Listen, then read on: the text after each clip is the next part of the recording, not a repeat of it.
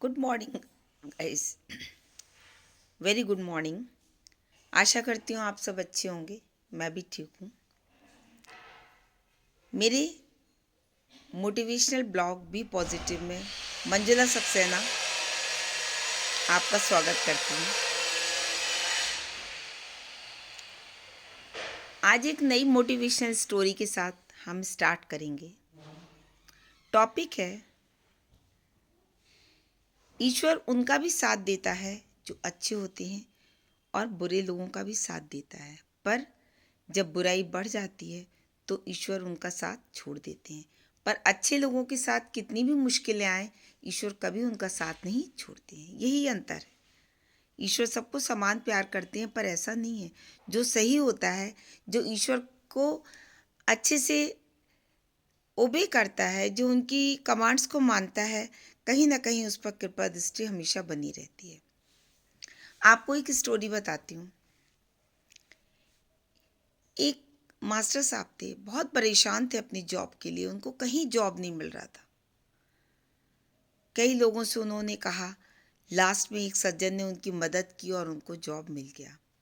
पर जो जॉब मिला वो बहुत दूर था, गांव में था। जब वो जाते थे उनको कोई वाहन नहीं मिलता था।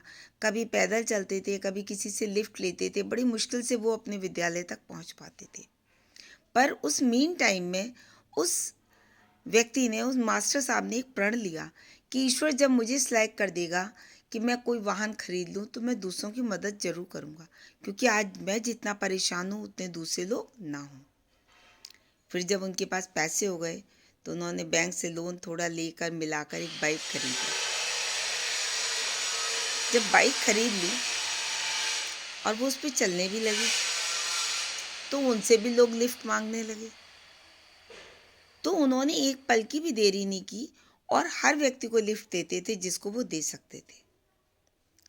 एक दिन एक व्यक्ति को उन्होंने लिफ्ट देने के लिए सोचा, पर वो आगे निकल गया। वो व्यक्ति पता है कौन था? उस व्यक्ति ने दूसरे दिन, वो एक चोर ही निकला, दूसरे दिन उनकी ही बाइक चुरा ली।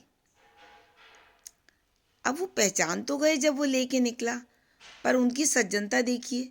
उन्होंने उससे बुला के कहा, अच्छा अच्छा, तुम्हें मेरी बाइक की ज़्यादा ज़रूरत थी, कोई बात नहीं, तुम ले लो, मैं कोई रिपोर्ट नहीं लिखा रहा, क्योंकि अगर मैंने रिपोर्ट लिखाई तो पुलिस तुमको जेल में बंद कर देगी।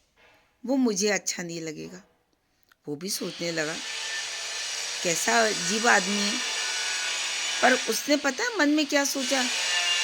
ये एक डरपोक आदमी है, इसीलिए इसने कोई एफर्ट्स नहीं डाले। और वो बाइक लेकर चला गया। 2 दिन बाद वही व्यक्ति फिर आया और हाथ जोड़ के बोला, गुरुजी ये बाइक आप ही रखो। उन्होंने कहा, क्या हुआ?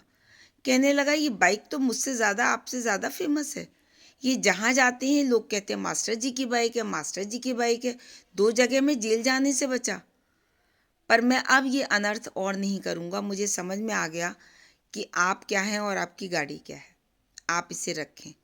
और वो उनको वो गाड़ी देकर चला गया। यही अंतर होता है जो मैं आपको समझाना चाह रही थी।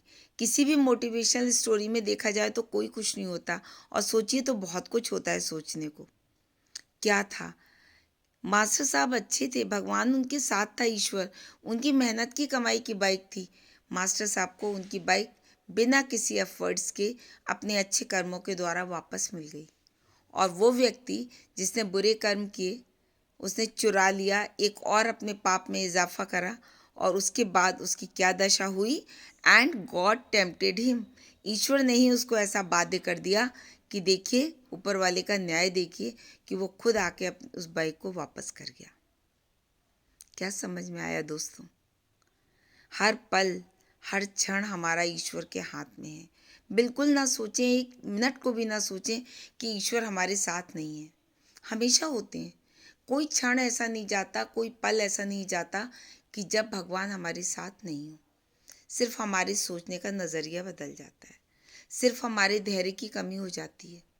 हम बहुत जल्दी धैर्य खो देते हैं, भगवान को बुरा भला कहने लगते हैं, लोगों को कहने लगते हैं। हम कभी अपनी ओर उठाकर निगाह नहीं देखते कि हमने भी तो कुछ ऐसा किया होगा। दोस्तों, गेहूँ बोएंगे तो गेहूँ ही मिलेगा। As you sow you will reap.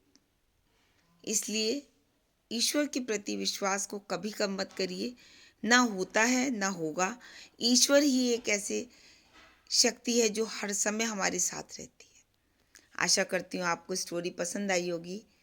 Please share करें, लाइक करें या सब्सक्राइब करें। मिलते हैं फिर एक नए ब्लॉग में एक नई ऊर्जा के साथ। Till then bye bye.